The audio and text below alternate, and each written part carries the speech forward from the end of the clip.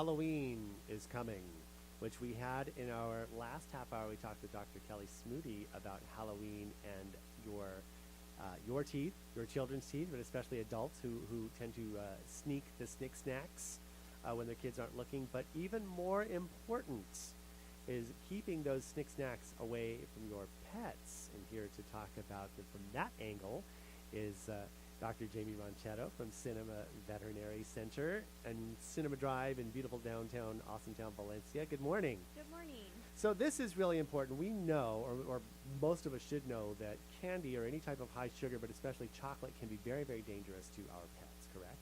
Correct. Yeah, chocolate can be extremely toxic to both dogs and cats.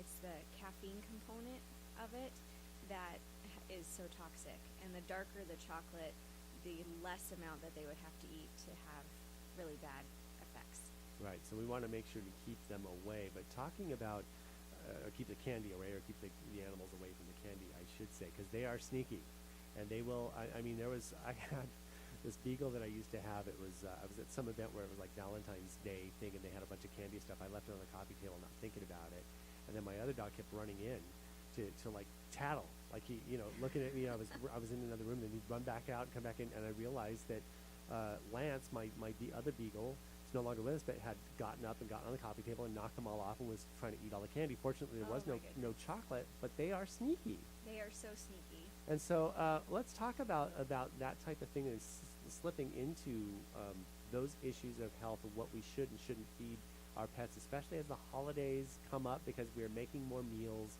You have family members who come over, and I have that situation where I have people come over and they all want to give the dogs little treats. Oh, look, he's begging, so cute.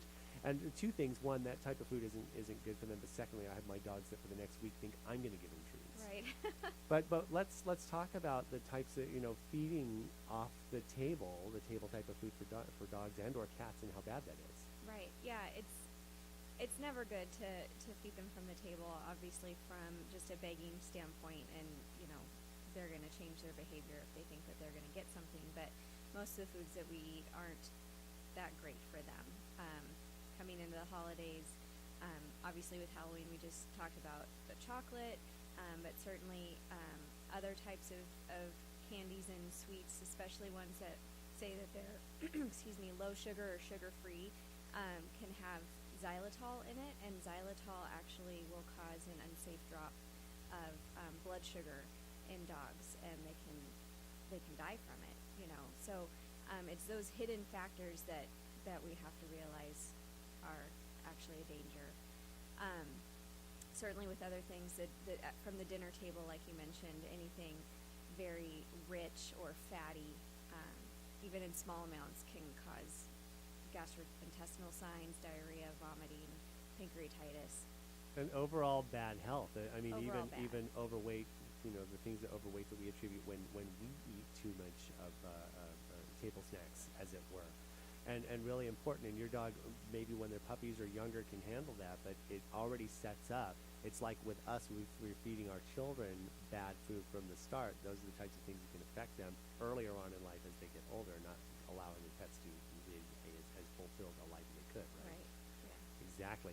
So we've got that. So if you're going to feed if you feel compelled to give your dogs snacks and treats, they should be of the official variety that are made for your dogs or cats, correct? Correct. And even still, don't go crazy with that. Right. Okay, Everything in moderation. Right. But let's, if we're going to get into the snack aspect now too, because there are snacks that are like the stuff we all know about, we see on the TV commercials, that might not necessarily be that good for your pet as well, right? Right. I mean, just like with anything, you want to read the bag for what actual nutritional contents are in that treat or that food. If especially, let's say for dogs, for instance, look at the ingredient list, and if real meat is the first ingredient or the first several ingredients, not corn or other fillers, then that's going to be a pretty good food or a treat for them. Right. What do you think about greenies? Are those good for pets, or in moderation, or? I like greenies. I think they have their place. Obviously, you're feeding something that's supposed to help the mouth and the teeth, but it still has calories in it. So if you're wanting your pet to watch their weight and you're trying to be strict with that. You don't want to give them too much because it Exactly. still is adding to that calorie content for the day. And again, you might think when your dog is young and active that it's really easy for them to burn that off. But as they get older, just as in humans, their metabolism changes, and they can have weight gain and other kinds of health issues from that. Even with the weight strain on things like their spinal and their spines and their joints, it can Yes. cause problems. So it's always, as you say, in moderation. Don't let they're wily too. They'll give you the big soulful eyes routine. I know that Yes. one. They And know you what works.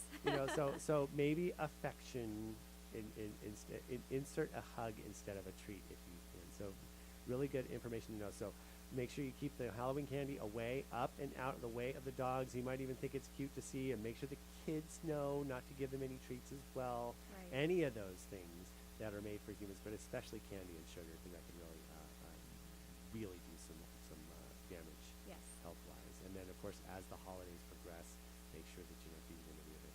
No cranberry sauce, no turkey gravy, as much as they love it. But, but even still, that can be definitely. So, Dr. Jamie Ronchetto, Cinema Vets, located on Cinema Drive in Valencia. Always a pleasure to have you come in and talk. And congratulations, by the way, on the 40 under, being one of the 40 under 40 for the junior chamber. Thank That's really you. awesome. Thank you so much. So, ta-da! See, so you've got a winner here as well. So bring your pets to Cinema Vet. Ooh, I think I just came up with a slogan. 7:47, we'll be back with traffic.